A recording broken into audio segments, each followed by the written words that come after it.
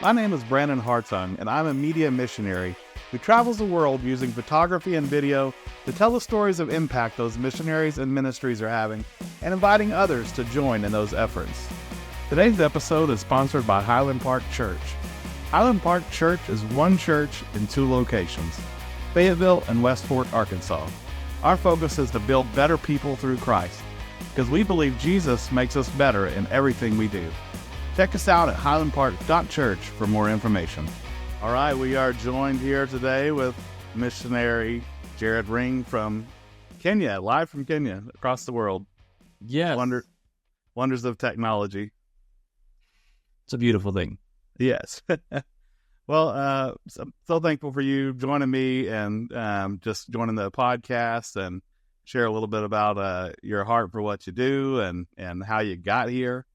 I always think it's an interesting scenario that one chooses this lifestyle of not the American dream, I guess you could say, and chasing something different. So we'll get into all that, but introduce yourself and kind of where you're at and what you're doing.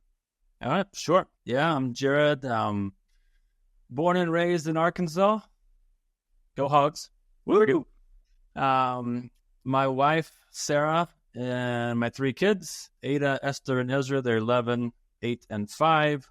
All live here with me in Nairobi, Kenya, where we've been for the last 3.5 years. Kenya's become home, and we're doing some pretty exciting work with youth discipleship, youth mentorship around not just Kenya, but around Africa and even around Asia as well. So it's been a fun learning experience. We still have a lot more to learn, but we're thoroughly enjoying our time. The first year here was pretty rough, but the last 2.5 years, of course, we did come in the middle of COVID. That does impact things. But we've since developed a great community, family, friends here, church community that we're involved in, life groups. That's really made a huge difference. So yeah, this is where we're at, serving with the ministry. I mentioned it's called Alongsiders. That's what brought us here to Nairobi, Kenya. Yeah. And so what does Alongsiders do? Kind of what's the basic goal of that? Sure. Alongsiders is all about welcoming the most vulnerable children into community, into a family, into relationship with one alongsider. An alongsider is simply a Christian youth that's been equipped with the tools to walk alongside one vulnerable child. So, and those alongsiders are prioritizing and asking God to show them vulnerable children in their communities that they can disciple. Essentially, it's a one-on-one relational discipleship movement that is 100% volunteer-led, grassroots, on the ground, and where our youth are making a simple but powerful commitment to say, for years and years, I commit to walking with one child, showing them Jesus, encouraging them through the hard times, working through a discipleship curriculum as well, that's rooted in biblical framework, but it's all comic book based, which is fun, and just showing them Jesus. And over the course of that relationship, beautiful things happen. That's awesome. I think discipleship is just such an important part of even just our walk with Christ in general. Everybody needs somebody else, iron sharpens iron, but it's more than going to a church on a Sunday morning. We need the daily, long-term relationship building, and that's such an important thing you're doing. Yeah. What, I guess let's get into some of your story here. What led you to say, well, here's the American dream, but that's not really a fit for me. I'm going to chase being a missionary, but, not being okay, I guess, with that adventure and that just not looking like everybody else's life. Like there's got to be something that triggers that, I would think. Yeah. Never do I remember ever having any desire or passion to chase, the typical American dream as we've, known it. But I have always had a passion and a love for getting out of my comfort zone, experiencing the world, learning new things, meeting new people, trying new foods. God had placed all these interests inside of me from the time I was young, even before I ever traveled anywhere, there was passion for these things and curiosity.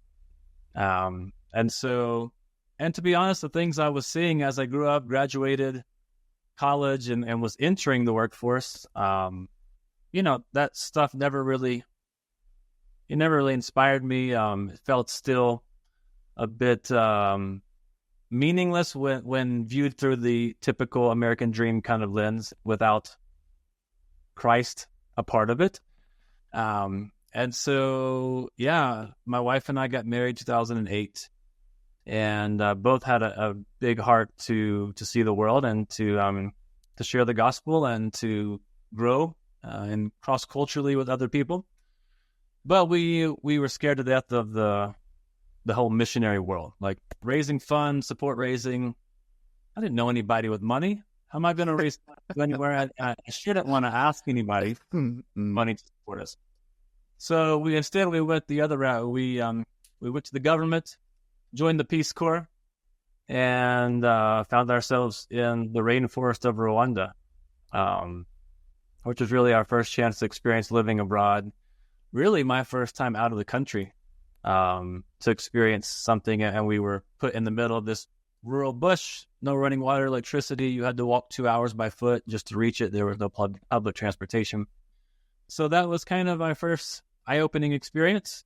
And it just reinforced to me that this is how I want to devote and spend my time, is putting myself in positions where I get to learn from other people, to share what God is doing in my life, to let God work through us, and to see his kingdom come in the far-flung places of the world. So tell us about your time in Rwanda. Like, what kind of stuck out to you? What stories do you have, like people you met that really impacted and stick with you from your time there in Rwanda? Sure. Well, Rwanda was a long time ago before kids. So we were just 24, 5, 6 years of age.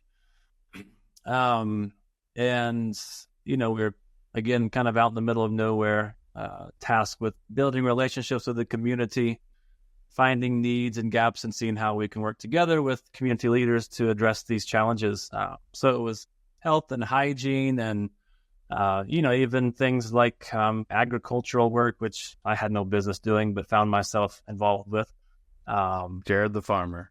That's right. I mean, just because you grow up in Arkansas doesn't mean you're a farmer. So I have... I always get a certain politician. Do you know this politician that's from Arkansas? No. Arkansas is small, but it's not that small. Yeah, that's true. But, our time in Rwanda really shaped our perspective of life abroad, and I would say solidified our heart for cross-cultural ministry. So we were there for a little over 2 years. We finished our 2-year contract with Peace Corps, went back to the U.S. That was a whole other season of, wondering when is God bringing us back to Africa. But in my work with alongsiders, I do get to still work in Rwanda. It's actually one of our fastest growing countries. I've been able to go back usually once or twice a year, even back to our village, which is obviously a really special time. But the alongsiders movement, as I said, is all about relationship. We believe that real, true healing and transformation in people's lives comes out of relationship, not delivery of services, which are necessary and important. But that's evident by the life and teachings of Jesus, that's where transformation happens. So one story particularly from Rwanda, this was actually just, I guess it was last year, toward the end of last year. I got a picture and a video from my colleague there, who, by the way, I'm the only, as we say, Mzungu, which is white dude. I'm the only Mzungu in Africa, so all these people I'm talking about and friends and colleagues, they're all local leaders that have a heart for discipleship and youth and children. But he sent me this video and picture of this little boy, which was extremely sad to see it, laying on the ground. Kind of the typical picture you see sometimes of people in Africa, kids when they're in really desperate places, covered in flies, clearly disabled, filthy. And he was telling me how he was visiting some of the alongsiders in the rural countryside. and he had heard a story about this little boy named Elsa. And so he went to visit and see what was going on. And Elsa had been disabled from the time he was born, couldn't walk. His family just kind of left him there, and didn't care and provide for him very much at all. To be honest, it's a miracle that Elsa was still alive. He even told me that when the rains would come, sometimes that water would pick him up and kind of move him out, down across the yard or across the street. Just a really desperate and horrible situation. And Elsa had nobody. He had been kicked to the sides and the margins. And Ellie's, so our coordinator in Rwanda, his name is Eugene, and he said, Elsa needs an alongside her. He needs someone to love and to walk alongside him and to show him the love of Christ. And so through the Alongsiders community that was there, they were able to bring awareness to Elsa's situation. They were able to have a youth that committed, every week spending time together with Elsa. Again, this is not something challenging or overly complicated. This is a simple commitment that it's not convenient always, and it does, inconvenience us. This is the gospel, though. And so this Alongsider decides to start visiting Elsa, building a relationship, asking him how he's doing. They are able to raise money themselves within their group of Alongsiders, the youth, and purchase a wheelchair for Elsa. And now, every week, the Alongsider visits him, takes him to the market, takes him to church, plays games with him as he can. And the transformation that you could see in Elsa's demeanor and countenance, he was a cleaned up, happy, joyful young boy who by the world standards doesn't have a lot to offer. But by our Heavenly Father's standards and the community of Alongsiders, they see the beautiful contribution that Elsa can bring to a community. And so he was able to be welcomed into a loving network of youth who saw Elsa as the beautiful young boy that God created him to be. So that's just the one story of the power of a simple relationship committed to walking faithfully, day in, day out together. Yeah, that's amazing. And you're, with what you do right now, you started there in Kenya, but you're getting to, I guess, mentor people in other countries, right? With Alongsiders. Sure. Alongsiders is in Africa in around 20 countries now, I believe. When we moved here, and as I said, in the throes of COVID in 2021, we were only operating in 4 countries. So COVID was actually really good to us, because in that time we saw the movement really spreading organically, naturally, and I think it's a testimony to when you have something that's obviously rooted in the heart of Christ, but like built on relationships, and that's locally owned, that, pandemics won't even shut it down. Churches were closing down, businesses, NGOs cutting staff, but the Alongsiders movement beautifully was growing around the world and around Africa. So 20 countries. In those countries, we have coordinators, movement coordinators, we call them, that are casting the vision, meeting pastors and other leaders and sharing what God is doing, inviting them to come in to learn more, and then eventually recruiting and training these youth and the right tools to faithfully walk alongside and disciple one child each. That's awesome. Tell us about, I know you got a good story from Tanzania. So tell us a little bit about someone that sticks out to you, a memory you have of someone there. Yeah, I was in Tanzania in February, visiting a guy named Paul Francis. He's a pastor in western Tanzania near Lake Victoria, Mwanza area. And there was a young lady who's, and we call them little brothers and little sisters. So LBS, little brother, sister. These are the children that, that we're desiring to disciple and walk alongside. So there was one little girl named Juliana. She's 12. And Paul had told me about her before. We were able to spend a pretty amazing time together, which I'll share more in a second. But Juliana had entered into a relationship just a few months earlier with her alongside. And in our discipleship curriculum, there are many different topics that we discussed, from more of the kind of the spiritual side on the love of God and forgiveness, to leadership and creation care and the dangers of substance abuse or even sexual abuse and how to report it. But there's one comic in particular that's called Protecting Yourself, and the importance of speaking up when you don't feel comfortable or things are done inappropriately to you. These are things that often aren't discussed in the cultures and the context we work. It's just kind of swept under the rug, and oftentimes goes unnoticed. And so Juliana was reading this comic book with her alongside, and she confided in her that her stepfather had been sexually abusing her for quite some time, but was fearful to speak up because he said he would kill her.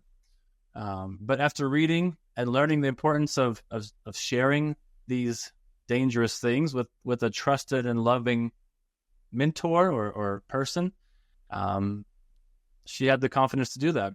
And yeah, we were able to pull Juliana out of that toxic environment, and she's still in difficult situations, but that toxic environment, that abuse that was happening regularly, is no longer happening to her. And one of the most beautiful things and really powerful moment, I was there. We were in church. We have a training time with some leaders, but they also invited some of the children to come and to sing songs and share stories. And Juliana, actually, the first thing she did that blew my mind was she recited word for word the first 5 comics, so 5 months she had gone through, and she recited them word for word like it was written on her heart for all of her years.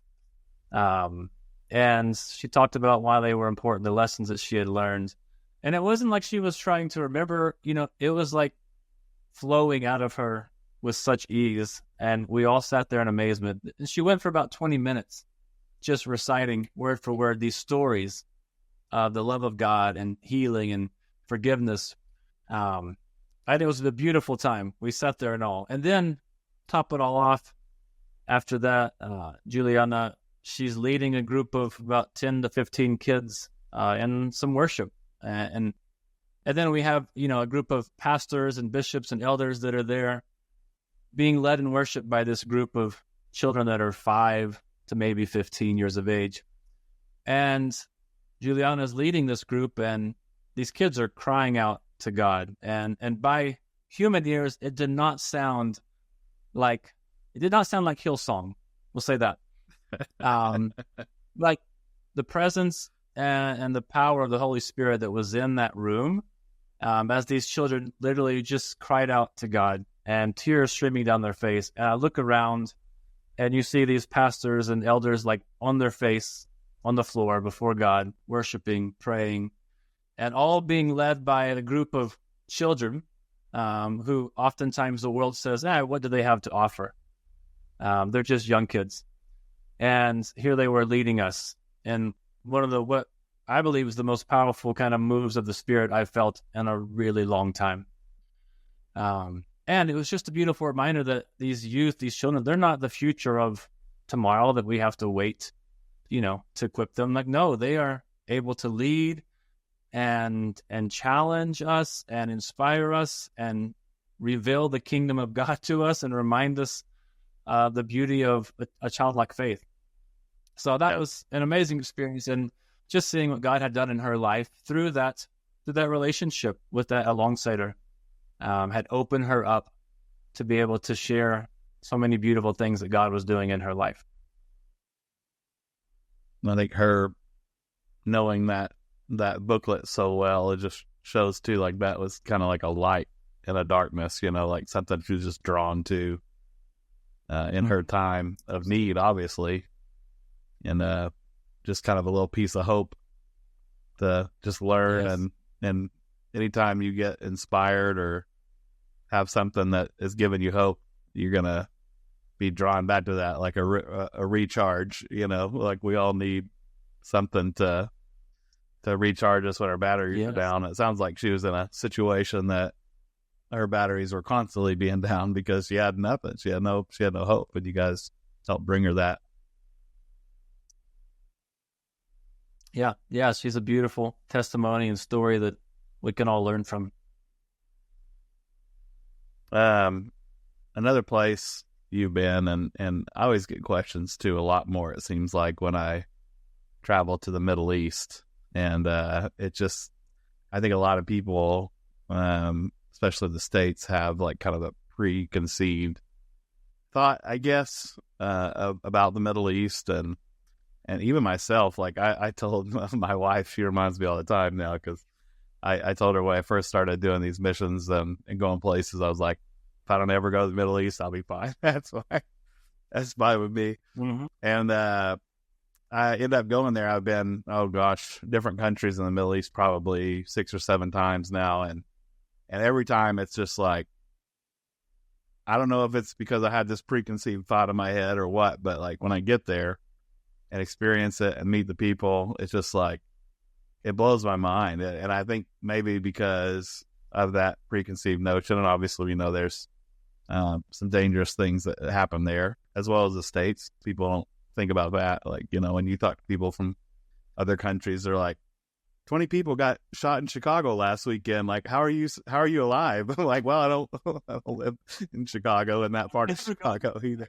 But, so it's kind of, yeah, exactly. So it's like, it's kind of what we know of a place from afar. It doesn't necessarily always equal what it is, but you also got the chance to go to the Middle East. And so I know you've got some good stories from there. And so I'm just curious kind of what that's been like for you, if you have any good stories of people that stick out to you, but also I know just traveling there in general probably has been an interesting time for you. Quite an experience for me. To your point, what you're saying about kind of perspective and where you stand determines what you see, right? So if you're always standing in one place, view looks the same. You move a little bit to the right, to the left, the view changes. You move all the way to the other side, it changes even more. And so I was able to go to Pakistan just a few months ago, which was my first time to that part of the world. And like you or many others before, really didn't know what to expect, only having preconceived ideas in my head from my upbringing, which aren't always the most healthy and definitely not the most accurate. And so one thing I'll first mention, on the plane, riding beside a guy, Pakistani guy, and we were chatting, and he was asking about the food, and he said, don't worry. He said, you will get sick. He said, you will get sick, so just prepare for it. And I was like, what does this guy know? What does this guy know? But, I am one to just welcome culture, welcome the food. So I went to visit one of our leaders, and we have a really growing and thriving alongside-us movement in Pakistan, which I think a lot of us international leaders were quite shocked and in a great way, really surprised to see what God is doing in really difficult parts of the world. Pakistan is, I think, around 97% Muslim. We are working in Lahore, a large city of, 13 million people. And so I got to spend some days there with our leaders, visiting alongside-ers, having some training time, really just diving into our core values and defining characteristics as a movement. So one of the first stories I'll share, which is a really beautiful story. We were late one night, kind of down these little alleyways and these little houses that are all stacked on top of one another. And there's a group of young boys there, maybe 20 of them or so in a room. And they're sharing stories of what God is doing in their lives and where they've come from and the transformation they've seen. And I learned that there was actually a couple boys there in particular. One's name was Isaac. He was probably 10 years old. And they said, Isaac, was a gang leader. And I laughed. I'm like, this boy's 10 years old. Okay. How much of a gang leader can he be? And they said, well, I'm a ninja. Sure. Absolutely. They said, actually, Isaac was really heavily involved in some pretty dangerous and criminal activity, a lot of fighting in the streets with rival gangs, of which were represented there as well, a former gang leader. So you had two gang leaders, child gang leaders, who were into all kinds of stuff.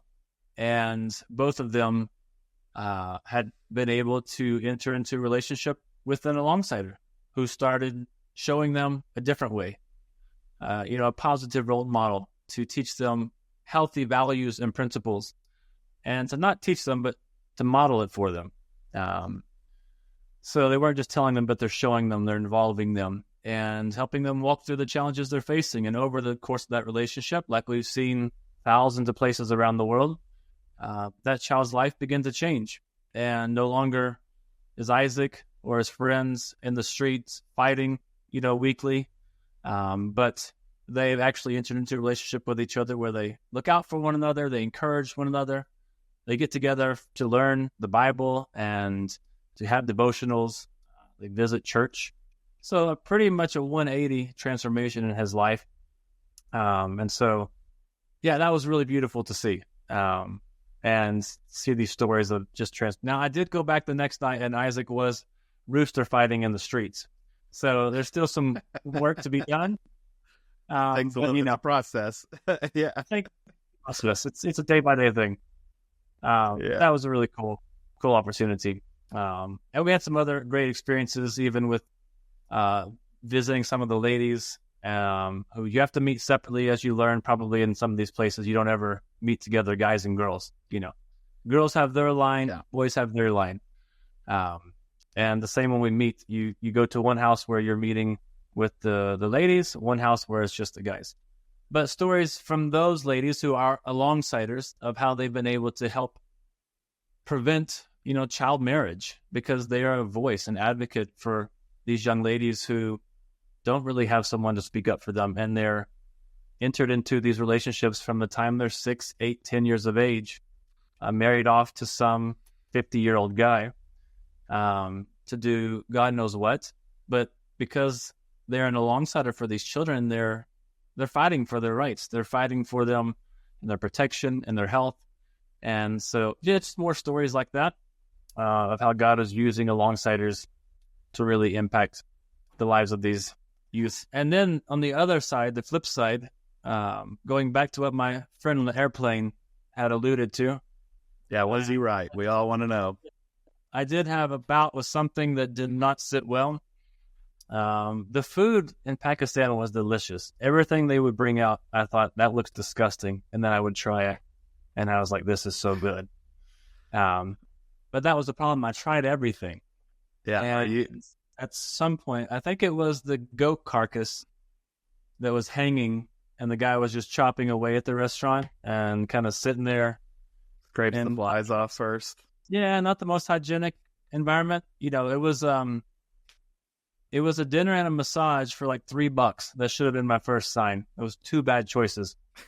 It was the most painful, awkward, like shoulder massage.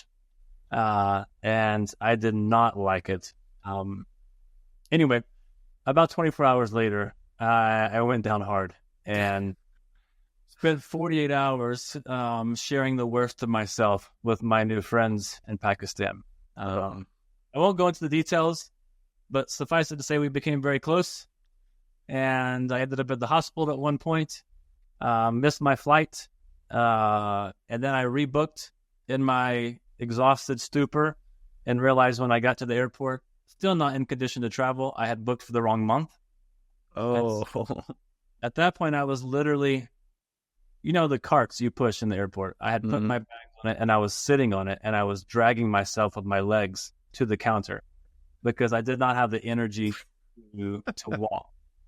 And I thought, I do not want to be one of those stories like you see on United Airlines of the guy who just destroys a plane. So that's in my mind the whole time, and it actually was a blessing in disguise that I missed my second flight because I went back and actually got to rest. And this whole time I'm staying at just this little house in kind of a slum area where everyone's on top of each other. There's no personal private space. There's no AC, and it's 95 degrees every day. And the bathroom is just a little hole in the ground that's literally 2 feet from the family's bed. So it was an experience. But the one thing I will say that was absolutely beautiful in all of it, because there's always a silver lining. And I think this is something probably you've experienced, is the hospitality and the love that was shown to me by my Pakistani friends and brothers and colleagues was unlike anything I've ever experienced in my life. They literally dropped everything for 2 days and did not leave my side. I would rest for a bit, wake up, they're sitting there staring. Jared, what do you need?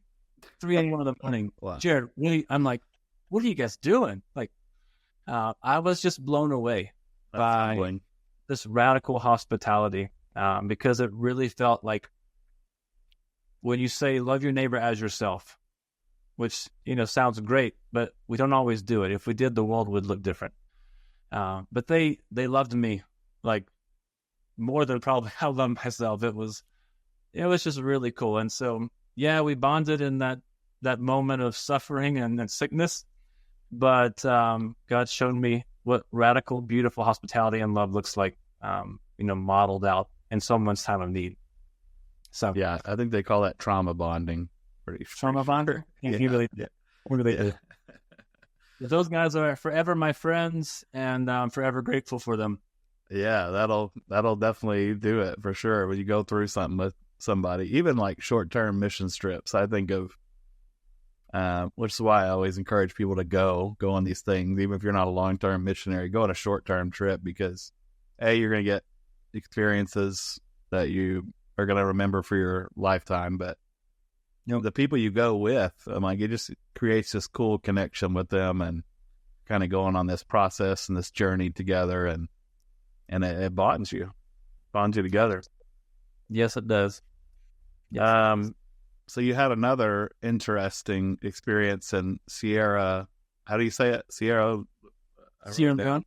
Sierra Leone. Yeah. What happened there? Because That's need some details. That's whatever story you can share. It's hard to really kind of paint a picture of what went down there, and it ended up in the end not being as crazy as I had in my mind. So I'll try to run through it pretty quickly. I'm there visiting another leader. This is a new leader who's just launching with us. We've never even met in person yet, just through Zoom. So it's kind of a time to vet and see, what kind of leader is this? How is he doing? Meet some of his fellow leaders. But from the very beginning, things seemed off. We arrived at the airport around 1 a.m. We were told, hey, we can't leave until 5 a.m. for security purposes because the sun needs to come up, and, you're white. And so I was like, well, that seems a little odd. I didn't expect that. And so then we had to cross the ferry. I think we were waiting on the ferry. We're sitting there in the rain because the ferry's docked like 20 feet from where we're at, but we can't get on it. So we're just waiting. Long night, no sleep, soaking wet in the rain. We finally get on the ferry. I fall asleep on a wet wooden bench after this long night of traveling. And we finally get to this house. We have a bit of lunch, kind of rest up. Then he takes us to a hostel, just a little simple place that I would never want to return. I would hate for there to have been black light shown in that room of what all had been there. Don't ask questions you don't want the answer to, right? It was like $8 a night, so you get what you pay for. But when it really got kind of weird, is he just kind of disappeared. And so this guy was acting a bit odd, and things just didn't seem right. And I'm with my counterpart and colleague from Senegal. He's there with me, and he's our regional coordinator, so he supports all of our leaders in West Africa. And this guy, he's like, hey, I got to go take care of some things. He's supposed to be bringing some comic books that we were transporting across to other countries later on in the trip, or being printed there. But he disappears. At 7 a.m., he's gone the next day. 9, 10 a.m. rolls around, nowhere to be seen, nowhere to be heard from. And all the while, his wife, and again, I'm trying to make this short, but it's quite a interesting Everything's story. building, yeah. And so his wife is there, but the relationship even between them doesn't seem right. It just seems off. And so she's calling, says, yeah, he's coming, but he never shows up. Noon rolls around, still waiting around for 5-6 hours. What are we doing? We're supposed to be having a time of training, meeting some leaders. He's still gone. He's not answering his phone when I call. And we're also supposed to leave now. This is just like a 2-day trip. So we have to go back to the airport that night to get to Burkina Faso the next evening or the next morning. And so we got that in the back of our mind. We got to get back to the ferry to get across by a certain time. We had paid a taxi driver, for the 2 days to be there available for us. And 2 p.m. rolls around, 3 p.m. Finally, he comes back and he's like, hey, he brought me a few sample comic materials, our curriculum. And the quality was horrible. And I was like, hey, this, we really need to improve. It's falling apart. It's clearly not bound well. The print is not great. And so he's like, all right, yeah, let me go. I'll be back. So then he leaves. And I just got here.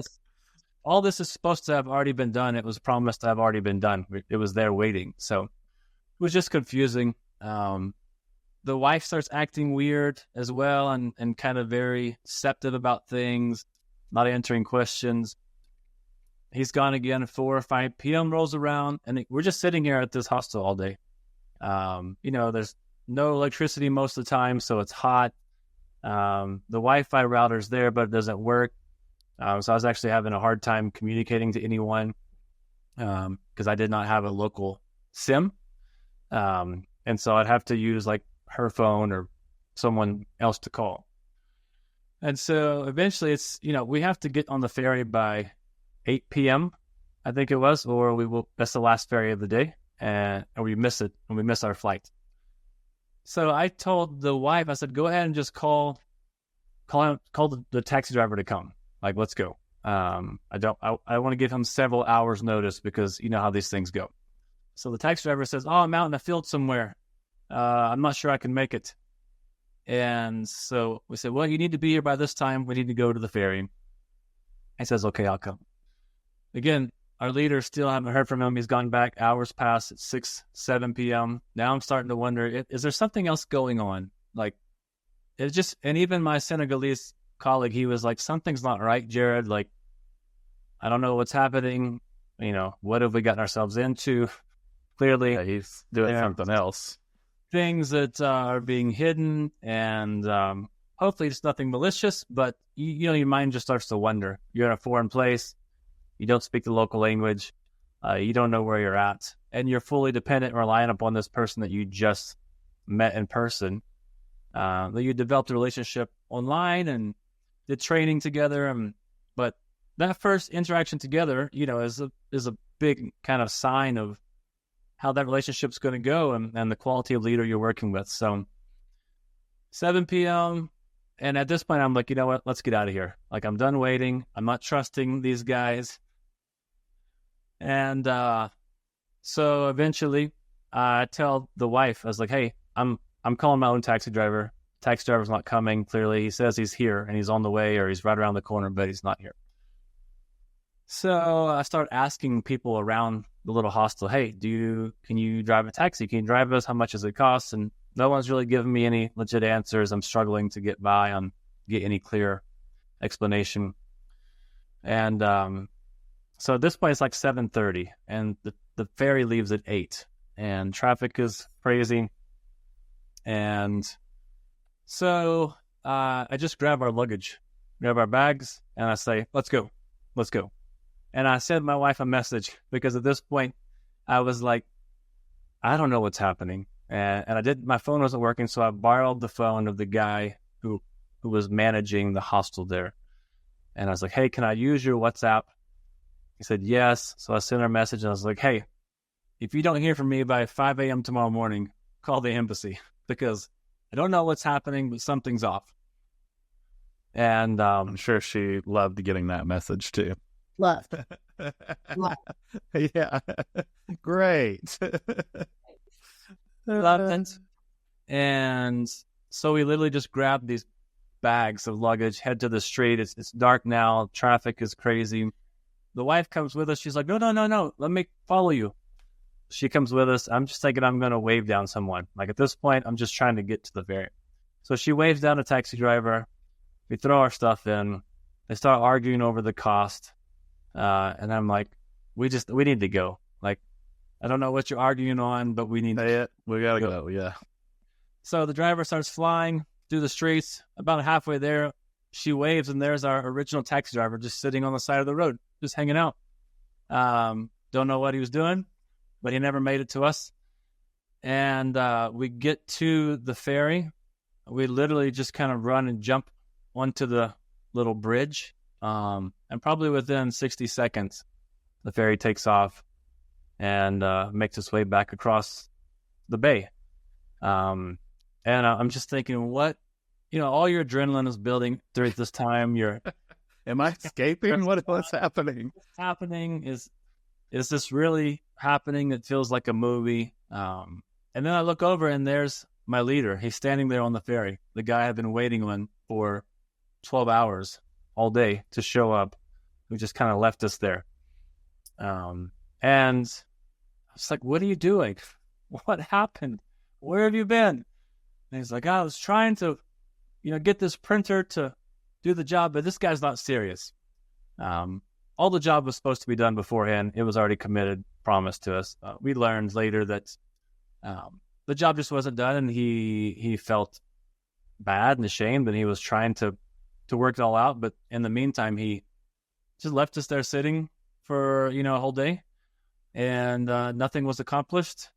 No meetings took place. No leaders did we meet. Well, alongside did we meet. Turns out that was, we learned a lot that trip, but that leader is no longer with us. We had to, part ways. But that's why these visits are so important, because, it reveals things that you can't always find out when you meet someone. Yeah. What's really happening on the ground. Connections, being on the ground obviously is extremely important. Asking those questions and seeing what's happening with your own eyes. So, I made it back across, hopped on a flight the next morning to Burkina Faso, and I'd like to forget those 48 hours. Yeah, I'm sure. I don't know what your experience is like, but some of the little plane rides you get on in between these little countries are get you right with God and your prayer life too. Yes, and I apologize that story was much longer, but I felt like you can't fully appreciate it unless you hear a bit more of the context of what.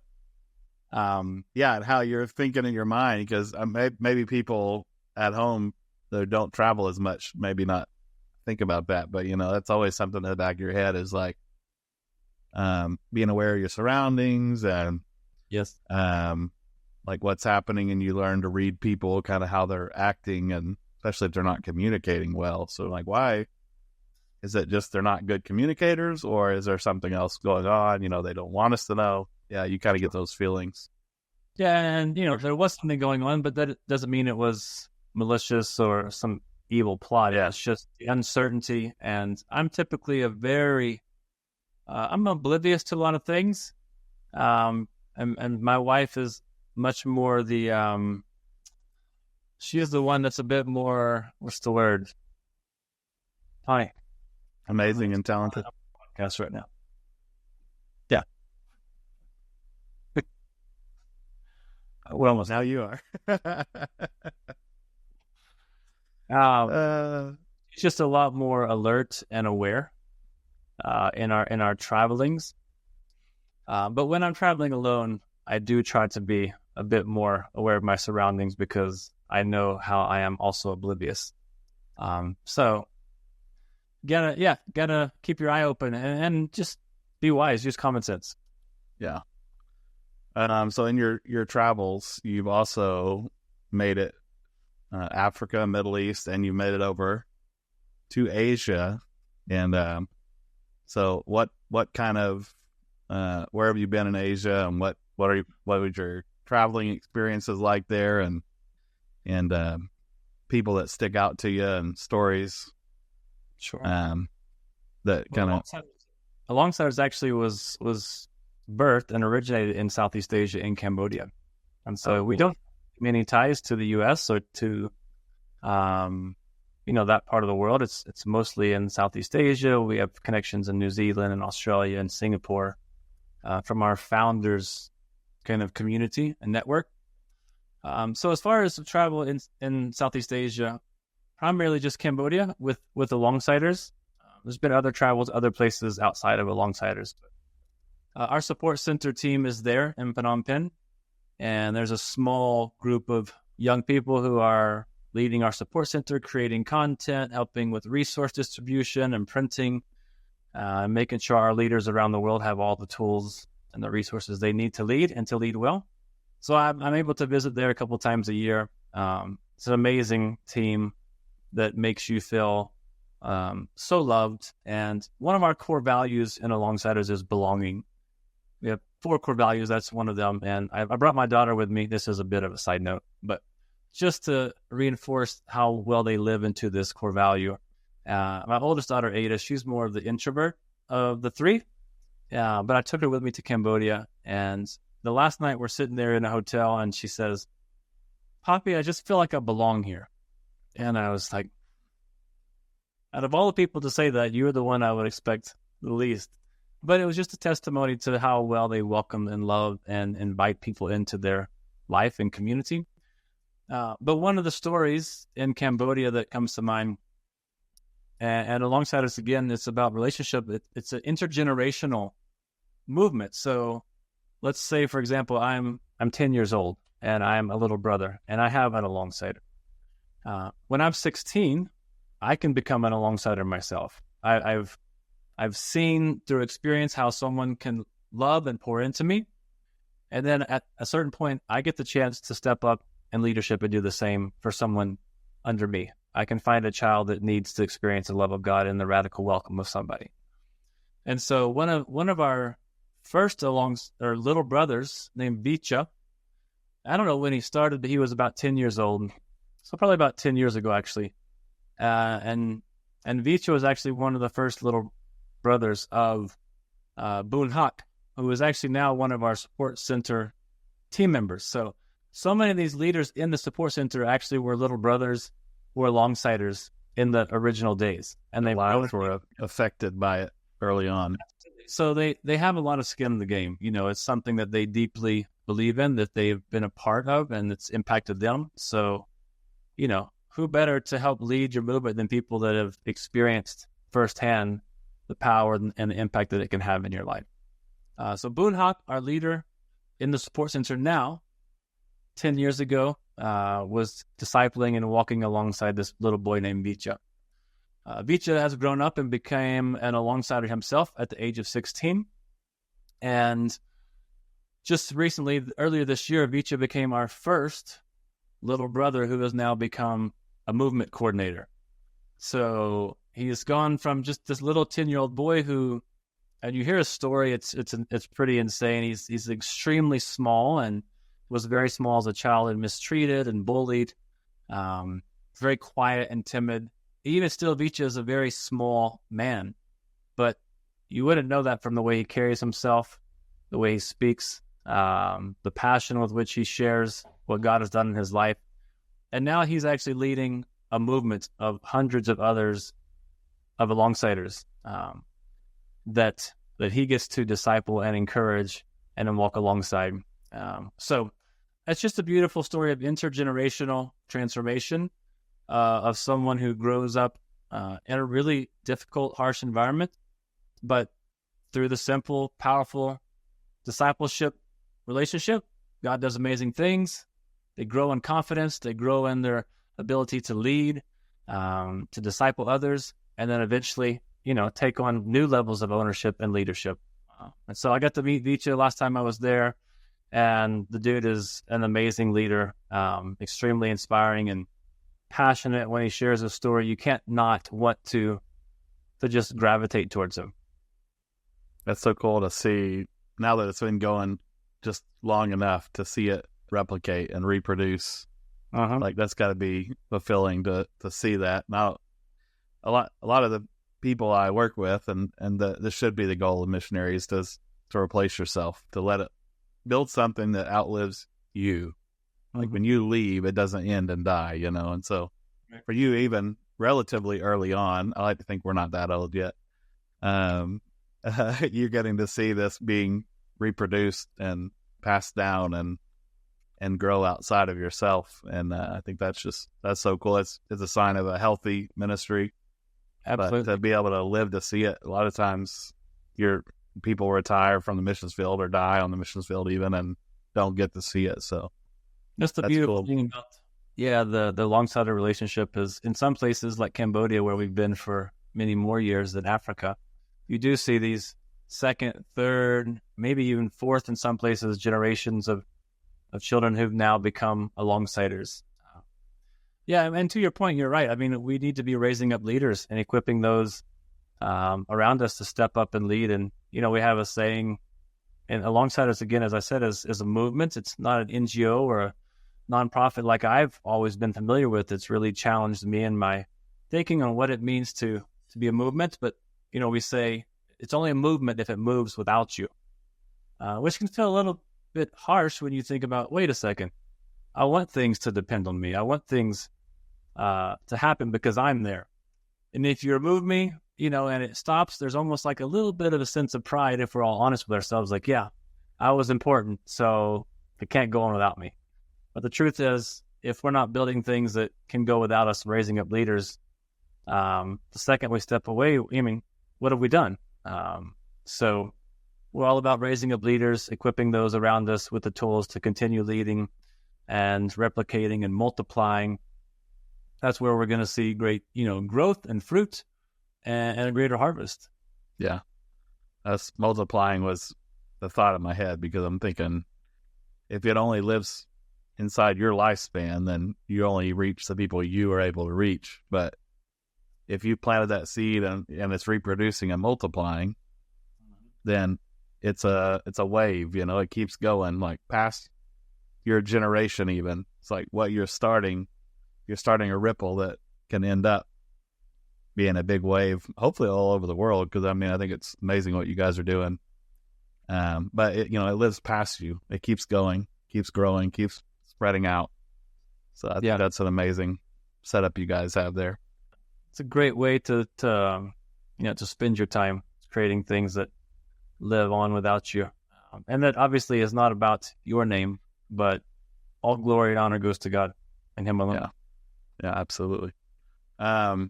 So Cambodia, I know my time in Southeast Asia was heavily in Thailand, and I saw a lot of crazy stuff being eaten on the streets and stuff. Like what are some things that stuck out to you about the travel side of just going to Cambodia? What did you see? Did you eat anything crazy? I know you have a knack for that.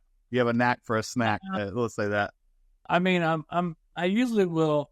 I'm one to try things, but I'm also, when it comes to Cambodia, their food and Southeast Asia, I think in general, as you mentioned, is pretty out there. And there's not a lot they won't eat. You'll see dogs roasting on a spit, driving down the road. A guy walking by looking for his dog. Yes. Yeah. Find him, where are you? Large rats that could pass for, rabbits. Everything's eaten. So, I draw a line at certain things. I'm not that adventurous when it comes to durian fruit.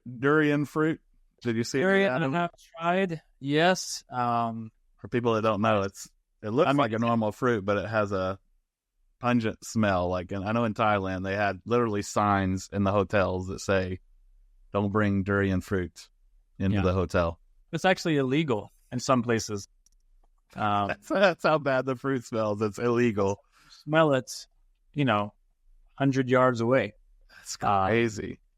But no, the truth about durian, which surprised me, is the flavor is actually not that bad. Yeah, they say it's just the smell. Oh, okay. It's the smell and it's the texture. You just got to try it. It's just No, I don't think I do. It's an extremely expensive fruit. It's like a novelty, to be able to have.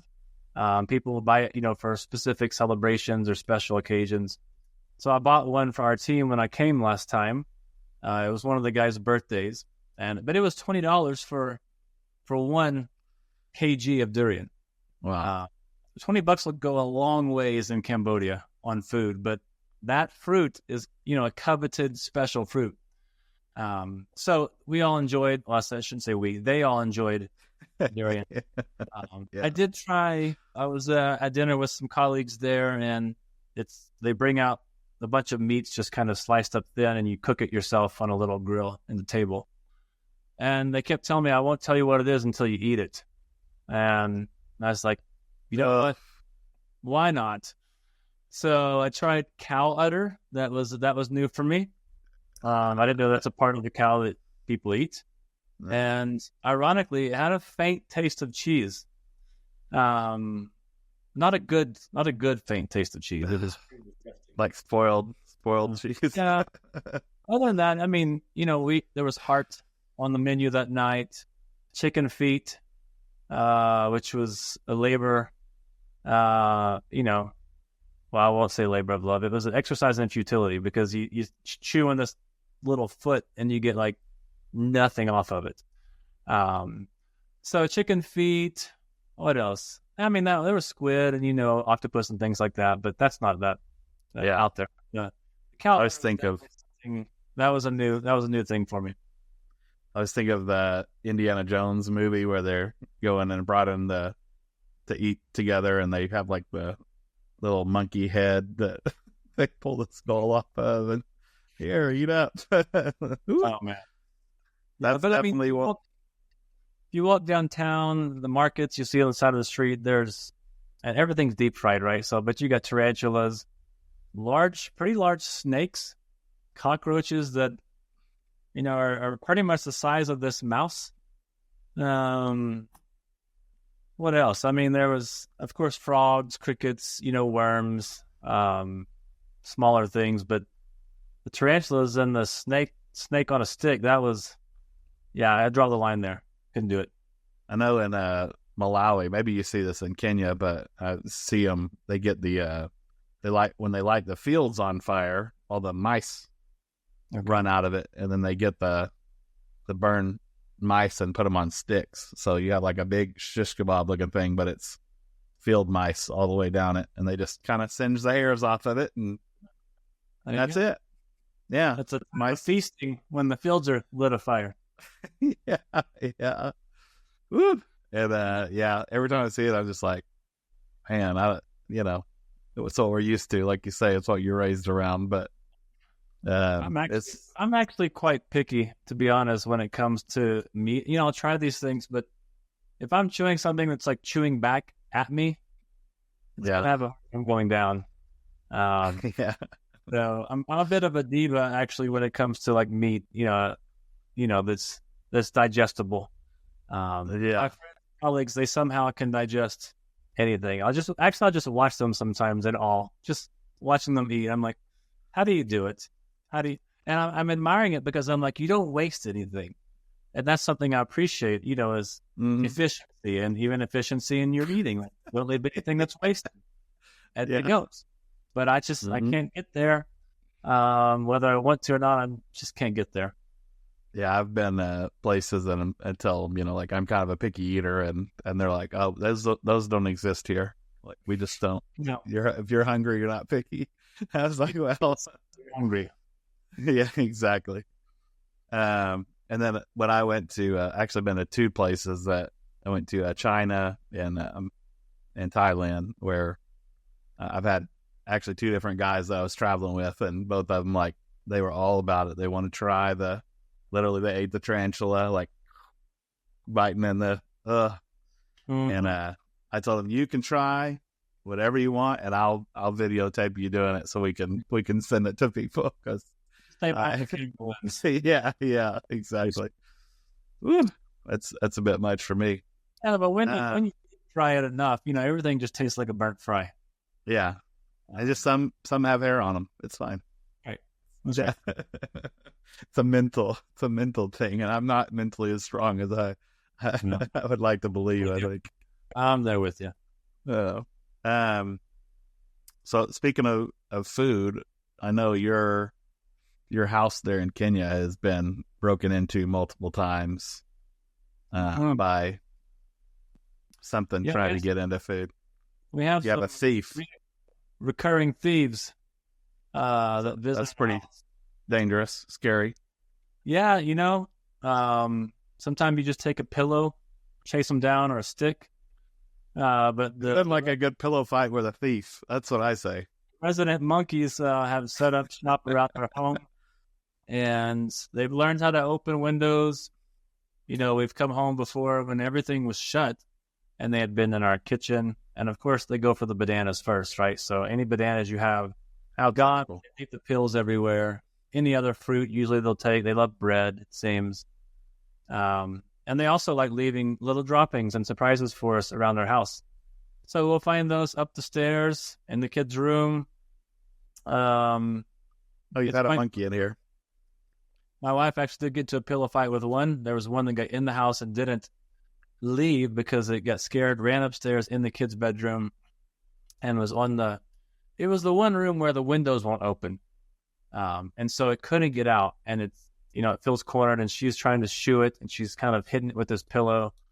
But they're pretty large, and if they feel cornered, they can be quite aggressive. So she's also trying to stay back, and you don't want to be going to the hospital for getting bit by a monkey.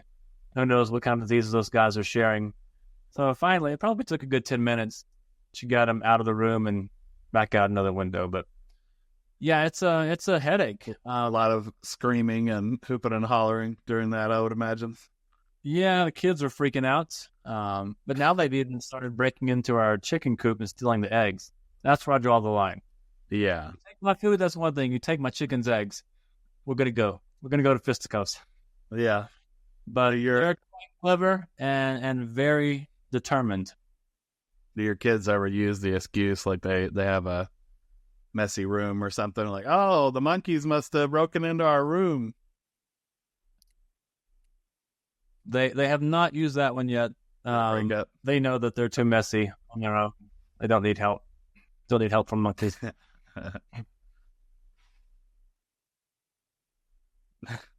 I think what people don't understand in the States, because we just don't interact with monkeys outside of a zoo hardly, basically.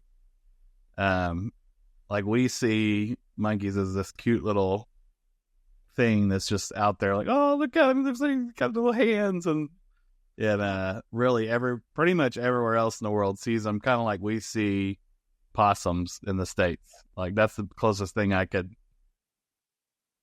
relate it to. Kind of like they just get into things, or they tear up your trash, and if they find out you have something, they're going to be back and bring their friends.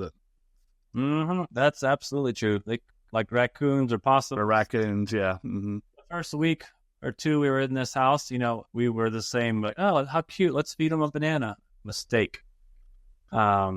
Because it was downhill from there.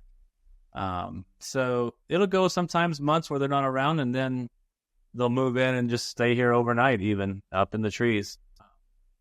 We should get a dog. A dog is actually the answer.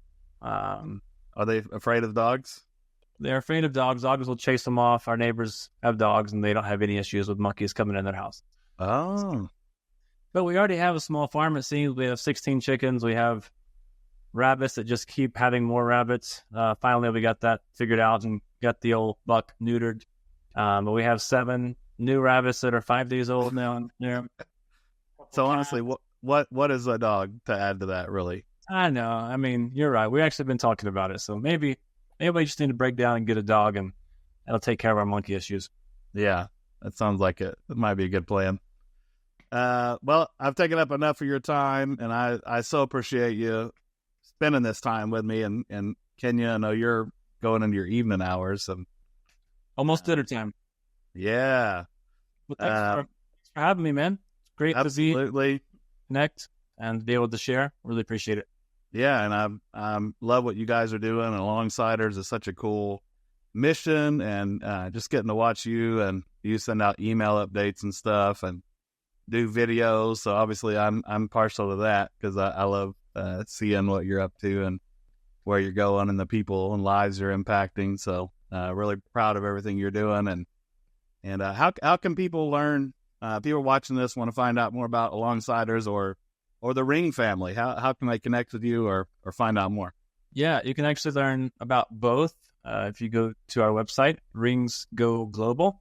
booklet's.com. So in there, you can learn more about our story. You can learn about Alongsiders.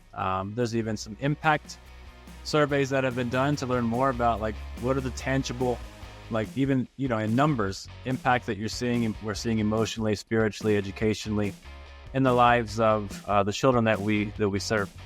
So it's all there on the website. A link to follow our YouTube channel, email updates, things like that. ringsgoglobal.com. Awesome. Well, I hope everybody watching this will go check that out, and you keep up the great work over there. Thanks, buddy. Appreciate it, man. Bless you, my friend. Thanks again for joining us on the Mission Field Media Podcast. We so appreciate you taking the time to watch and listen to what God is doing all around the world through all these missionaries and ministries. Please remember to subscribe to the channel and find us on the social media apps and follow us there as well. Tell all your friends about it. We couldn't do any of this without the listeners like yourself and our sponsors. Thank you so much, and we look forward to having you join us again on the Mission Field Media Podcast.